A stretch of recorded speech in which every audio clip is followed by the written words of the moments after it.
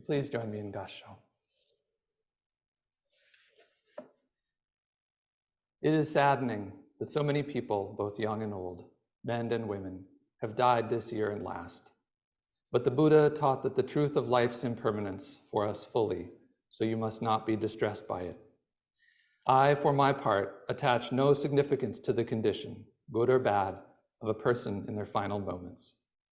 People in whom Shinjin is determined do not doubt, and so abide among the truly settled. For this reason, their end also, even for those ignorant and foolish and lacking in wisdom, is a happy one. Namo Amida Butsu. Namo Amida Butsu. Namandas. Namandas. Good morning, everybody. It's nice to see folks here after the Thanksgiving holiday. The section that I read at the start here is a letter by Shinran Shonin. It talks about death. So that's the topic for today. And I hope to not add on too sad of a note. So that's the goal. I think it's quite common to see as we look through the news now, or really anytime, stories of death. And so I wanted to talk about that today. In Shinran's time, there was a lot of death. There was famine and plagues and lots of violence.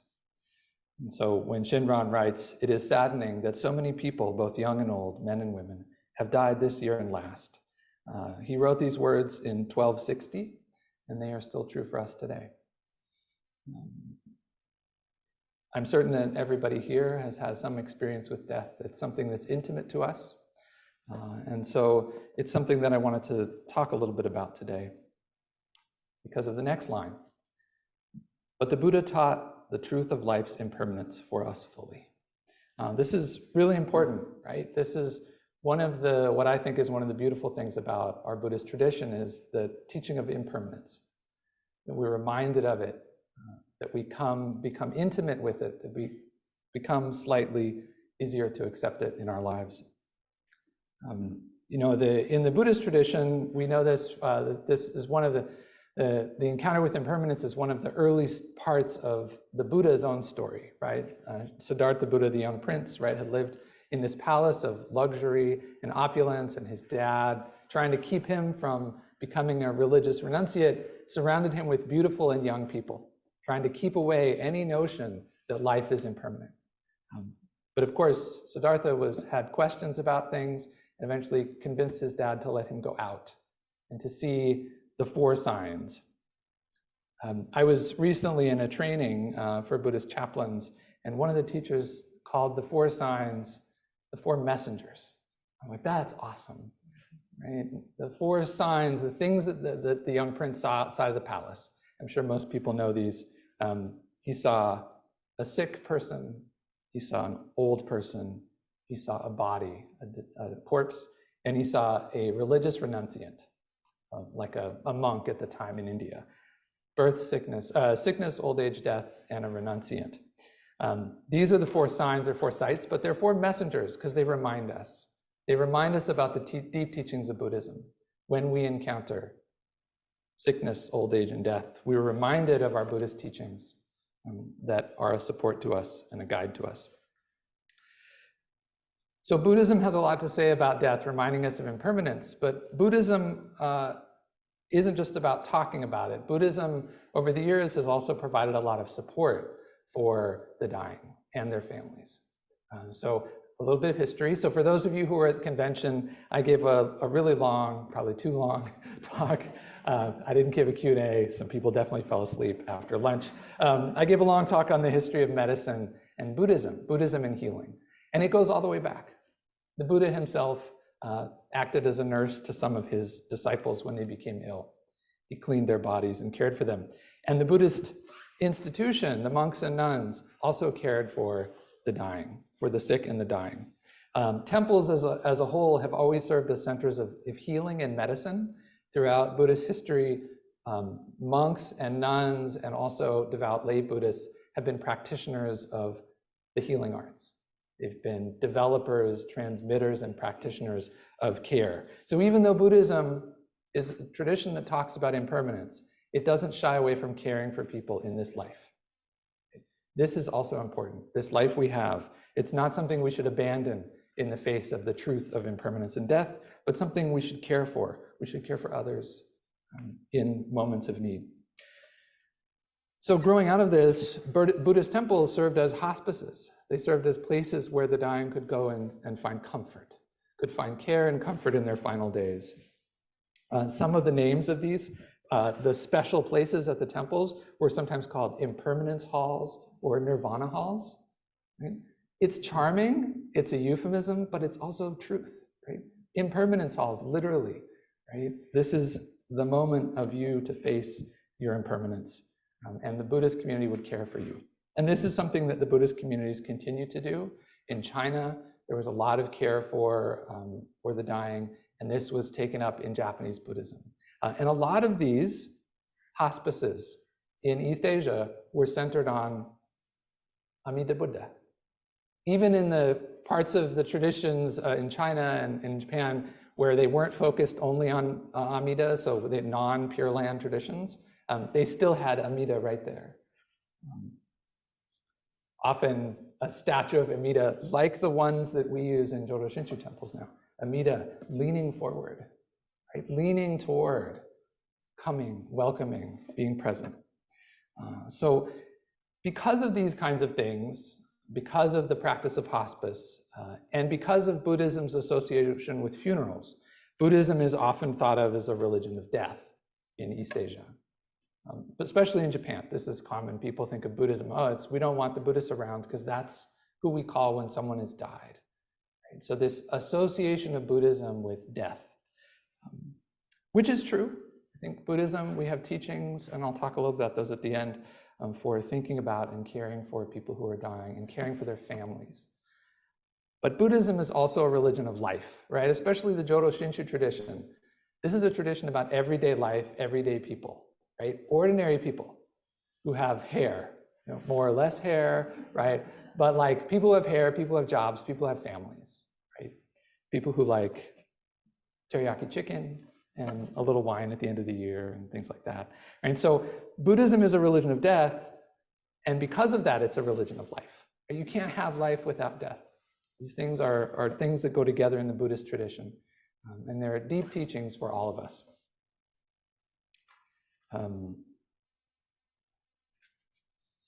So, we see this in our own community, right? I've been around this community for a little while.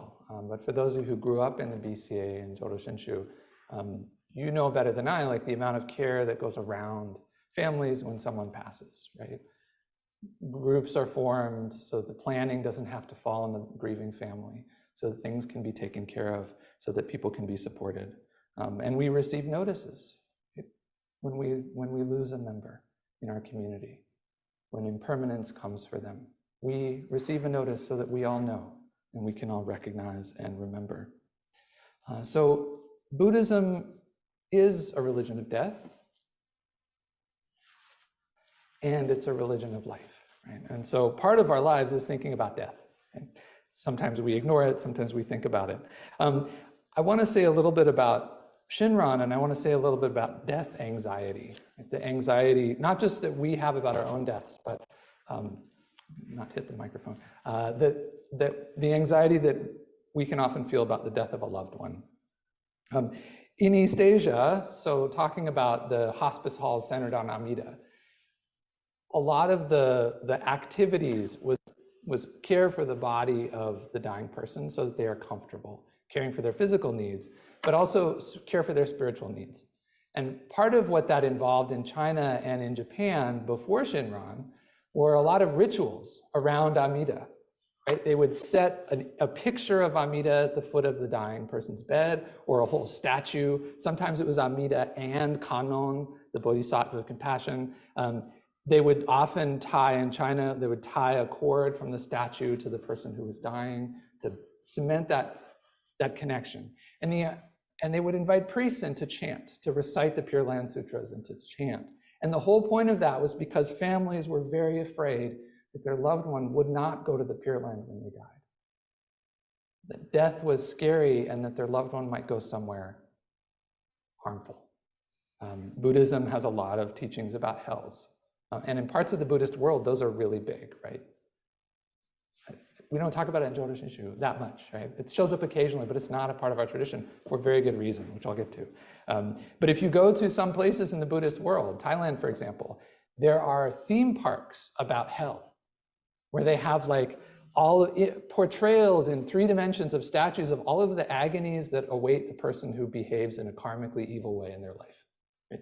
This is real. Like, I mean, like, you know, like imagery from the Catholic Church, right? Certain parts of the Catholic Church, it rivals that in much of the Buddhist world. So even in the midst of caring for the dying and their families in East Asia, there was a lot of anxiety that Buddhism was generating. We will help your loved one be reborn in the Pure Land. We hope, right? And so often after the death of someone in one of these hospices, the family and the monks and fortune tellers would look for signs that they were successful in their death. Purple clouds over the building was a really common one. If you ever read that in any kind of Chinese biographies or even in Japanese Buddhist biographies of saints, if they say purple clouds were sighted, it's like, yes, they made it to the Pure Land. You may not have heard of this in the Jodo Shinshu tradition because this is not part of our tradition, the looking for signs. Because Shinran had a different take on it, right? So one of the things that was radical about Shinran was he turned his back on all kinds of things that were really common in Japanese Buddhist culture. And he said, no, you don't have to worry. You don't have to worry about your loved ones. Death is not something to be anxious about. You don't have to worry about looking for signs. You don't even have to worry about their state of mind. As he says in the letter that I started with, I, for my own part, attach no significance to the condition, good or bad, of persons in their final movement. So that's pretty profound, right? So anxiety about death is something that is in the past, it's also in the present. There's a lot of discussion when someone is approaching their end in their families about a good death, right? What does that look like? Right? Certainly the modern hospice movement says we should care for the person who's dying so they do not have pain, so they are not agitated, so they are comfortable. Those are all very important things. But it can lead to some anxiety among people. I'm going to tell a really short story. So I'm working as a hospital chaplain, at St. Joe's this year, as most folks know. And I confronted a little of my own death anxiety. I went to see a patient recently, and the patient had been placed on comfort care, which is when all treatments have been stopped because the patient's prognosis is such that usually it's at this point it's a family who decides, or whoever's in charge says, we're no longer going to pursue radical life-saving measures. We will let nature take its course with their body. And so comfort care chaplains are called. And I was called, and I went to support the family. And I came into the room, and the patient was there and looked to be sleeping very peacefully, like breathing as far as I could tell, right? But it was very peaceful. I spoke to the family member. I said, we're spiritual care. This is what we do. We're here to support you. It was very brief, but and then I left, and I found out that the patient was pronounced dead within 10 minutes of when I was there. And it made me really anxious.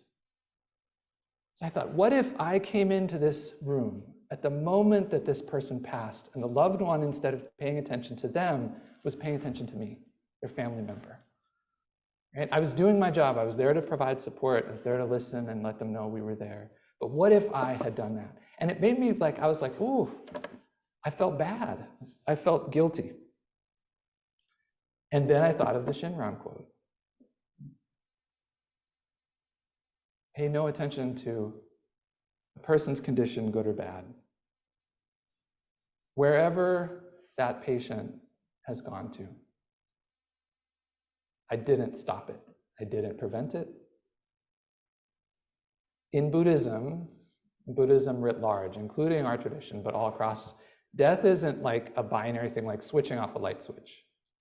Death is like the setting of a winter sun. It's a process. Of course, the medical field has to say they have to call time of death, but that's not the Buddhist tradition. We know that death is a process and it takes a while. And if I try to comfort myself thinking this patient's loved one was talking to me for a few moments, but was there the whole time in the room with their loved one.